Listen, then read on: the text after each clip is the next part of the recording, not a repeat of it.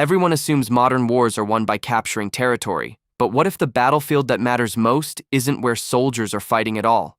What if warehouses, logistics centers, oil depots, and transportation hubs have become just as important as tanks and trenches? Over the past several weeks, Ukraine has launched a series of increasingly ambitious long-range drone attacks deep inside Russian territory.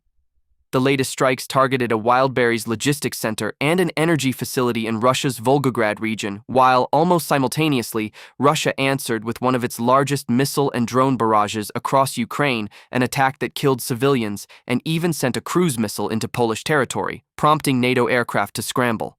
On the surface, these appear to be two separate stories. One is about burning warehouses. The other is about missiles crossing international borders. But behind the headlines lies something much larger. The real question isn't who landed the latest strike. The real question is whether the war is entering an entirely new phase one, where logistics, economics, and industrial capacity become more important than battlefield breakthroughs. And if that's true, the implications extend far beyond Ukraine and Russia. To understand why these recent attacks matter, we first need to understand how this war has evolved. When Russia launched its full-scale invasion in February 2022, expectations on both sides were dramatically different. Many believed the conflict would be decided within weeks. Instead, it became a prolonged war of attrition. Front lines stabilized. Massive trench systems emerged. Minefields stretched for kilometers. Both armies adapted.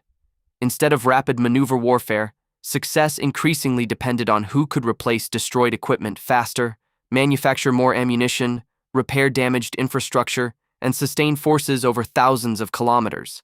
That shift changed everything, because once a war becomes industrial, every logistics hub becomes a potential military objective. Every fuel depot matters. Every railway junction matters. Every warehouse becomes part of the battlefield. Volgograd illustrates this perfectly. Historically known as Stalingrad, the city has always occupied one of Russia's most important transportation corridors. Today, it connects southern Russia with the Volga River network, rail infrastructure, highways, and energy facilities. It is not merely another regional city. It functions as a strategic logistics hub. That helps explain why Ukrainian drones reportedly struck both a Wildberries logistics center and an energy installation there. Russian authorities reported fires and injuries following the attack, while Wildberries confirmed damage to one of its logistics hubs. What few people realize is that this wasn't an isolated incident. Throughout July, Ukrainian drones repeatedly targeted logistics centers belonging to Wildberries across multiple Russian regions. The pattern is becoming difficult to ignore, which raises an obvious question. Why Wildberries? After all, most people outside Russia simply know it as an online shopping company. But behind the headlines, Ukrainian officials have argued that some logistics facilities support supply chains connected to sanctioned components and military production, making them legitimate military objectives under their interpretation of the conflict. Russia rejects those claims and describes the facilities as civilian infrastructure. Whether every targeted facility directly contributes to military logistics remains contested. But the broader strategy appears increasingly clear. Ukraine is trying to increase the cost of sustaining Russia's war effort. At almost the same moment these drones were striking inside Russia, Moscow launched another massive wave of missiles and drones across Ukraine. According to Ukrainian officials, more than 70 missiles and roughly 280 drones were used during the assault. Civilian casualties were reported across multiple regions. Perhaps even more alarming, a Russian cruise missile briefly entered Polish territory before crashing, leading Poland and NATO to scramble fighter aircraft. That incident immediately reminded Europe of an uncomfortable reality. Even when neither NATO nor Russia intends direct confrontation, accidents or miscalculations can rapidly increase the risk of escalation. And that's where this story becomes much bigger than another exchange of strikes. The first shift. Logistics has become the battlefield. Military history often focuses on battles, but wars are frequently decided by logistics. Napoleon learned it. Germany learned it during World War II. The United States emphasized it throughout Operation Desert Storm. Today, Ukraine appears to be applying the same logic with 21st-century technology. Instead of sending special forces hundreds of kilometers behind enemy lines, relatively inexpensive drones can now threaten fuel facilities, warehouses, and industrial infrastructure. That changes the economics of warfare. Destroying a warehouse isn't necessarily about destroying the products inside. It's about interrupting distribution. Insurance costs rise. Repairs consume resources. Workers hesitate. Supply chains become less predictable. These effects accumulate over time. Economists studying production networks have shown that disruptions often spread well beyond the initial target because interconnected supply chains amplify localized damage. That's the critical part. The objective may not be spectacular destruction. The objective may be persistent friction. But here's where it gets interesting. Wildberries isn't an oil refinery. It isn't a weapons factory. It's Russia's largest online retailer. Targeting it carries psychological and economic implications beyond military logistics. Millions of Russians interact with the company. Merchants depend on it. Consumers depend on it. Repeated attacks force discussions inside Russia that previously centered almost exclusively on events near the front. Instead, ordinary citizens begin asking different questions. Why are drones reaching cities hundreds of kilometers away? Can infrastructure really be protected? How long can disruptions continue? Wars are not fought only on battlefields. They're also fought inside public expectations. Of course, there is a counter-argument. Critics argue that Russia possesses enormous industrial capacity and that replacing damaged warehouses is relatively straightforward. One warehouse rarely decides a war. That's true. No serious analyst would claim otherwise. But that's also missing the point. Ukraine isn't relying on a single strike. It appears to be pursuing cumulative pressure. Think of it less as one decisive blow and more as repeated economic friction. History suggests that sustained disruption can matter more than isolated destruction. Russia's strategy has evolved as well. Rather than concentrating exclusively on military positions near the front, Moscow continues to conduct large-scale missile and drone strikes against infrastructure across Ukraine. Energy systems, transportation, industrial facilities, urban centers.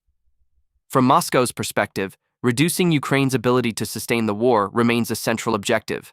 The latest barrage reflected that continuing strategy while also highlighting another issue that receives less attention: air defense capacity.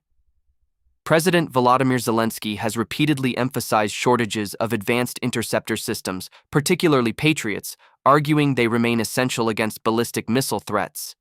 This creates another strategic competition, not simply missiles versus interceptors, but production versus production.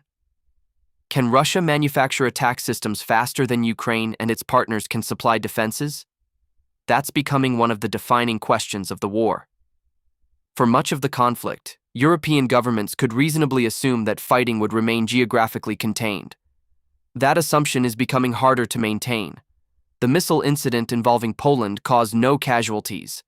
But geography matters. A missile entering NATO territory, even briefly, immediately triggers military procedures. Aircraft launch. Radar networks activate. Political leaders communicate urgently. The probability of misunderstanding increases. Importantly, neither side appears to seek direct war with NATO. Yet history repeatedly demonstrates that escalation often results not from deliberate decisions, but from unintended incidents. The Cuban Missile Crisis. The Able Archer tensions of the 1980s. Even the opening weeks of World War I contained multiple examples where accidents and mobilization schedules accelerated events. History rarely repeats perfectly, but it often rhymes. However, military campaigns are measured over months and years, not individual headlines. If repeated logistics disruptions gradually increase costs while simultaneously forcing Russia to divert air defenses away from the front, the cumulative effect may exceed the immediate physical damage. Another argument suggests Ukraine is exhausting valuable drones for relatively limited tactical gains. That concern deserves consideration. Long-range drones are neither free nor unlimited, yet compared with traditional cruise missiles or manned air operations, drones often offer a comparatively inexpensive method of imposing repeated costs on a larger adversary. Whether that exchange remains favorable depends on production rates on both sides. A third counterargument is that Russia has consistently adapted throughout the conflict. Warehouses relocate, air defenses improve, facilities disperse. That's also true. Adaptation has characterized this war from the beginning. The important point isn't whether Russia adapts, it's whether adaptation becomes increasingly expensive over time. Implications. Behind the headlines, the conflict increasingly resembles an industrial competition. Factories compete against factories. Drone manufacturers compete against air defense production lines. Repair crews compete against strike planners. Economic resilience competes against sustained disruption. This mirrors an important historical lesson. During the Second World War, strategic bombing campaigns sought not only to destroy factories, but to reduce industrial efficiency by forcing repairs, reallocating labor, and disrupting transportation. Today's technology pursues similar objectives through much smaller, cheaper systems. Instead of thousands of bombers, swarms of drones may generate comparable strategic dilemmas, though on a different scale. There are implications for Europe as well. The missile incident involving Poland reinforces why NATO members continue investing heavily in integrated air and missile defense. The alliance increasingly faces a future where missiles, drones, electronic warfare, and cyber operations overlap. Protecting borders now means protecting logistics networks, energy grids, and transportation infrastructure. Military planners are watching Ukraine closely because today's battlefield often previews tomorrow's doctrine. For Russia, repeated attacks deep inside its territory may require difficult choices. Should additional air defenses protect frontline forces, major cities, energy infrastructure, industrial facilities? No country possesses unlimited defensive resources. Every interception has an opportunity cost. For Ukraine, success depends on sustaining pressure despite resource constraints. Long-range strikes alone cannot win the war, but they may shape the broader strategic environment by complicating Russian planning and imposing persistent costs. Whether that ultimately changes battlefield outcomes remains uncertain. So where does all of this leave us? Perhaps the biggest lesson from these latest strikes is that modern warfare no longer has a clearly defined front line. The battlefield stretches across railways, warehouses, energy facilities, financial systems, satellite networks, and even public psychology. A burning logistics center hundreds of kilometers from combat may influence military operations just as much as a firefight in the trenches. Likewise, a missile briefly crossing into NATO territory, even without causing casualties, can reshape strategic calculations across Europe. Behind the headlines, this conflict continues to evolve, not through dramatic territorial breakthroughs, but through a slow contest of endurance, adaptation, and industrial resilience. And that brings us to the question that may define the next stage of the war. Is victory ultimately determined by who controls more land? Or by who can keep their economy, logistics, and military production functioning longer than their opponent? Because if the answer is the second one, then the most important battles of this war may be taking place far from the front lines. If you enjoyed this analysis, subscribe to Cobalt for more in-depth breakdowns of the geopolitical shifts, military technology, and strategic decisions shaping the future of global conflict.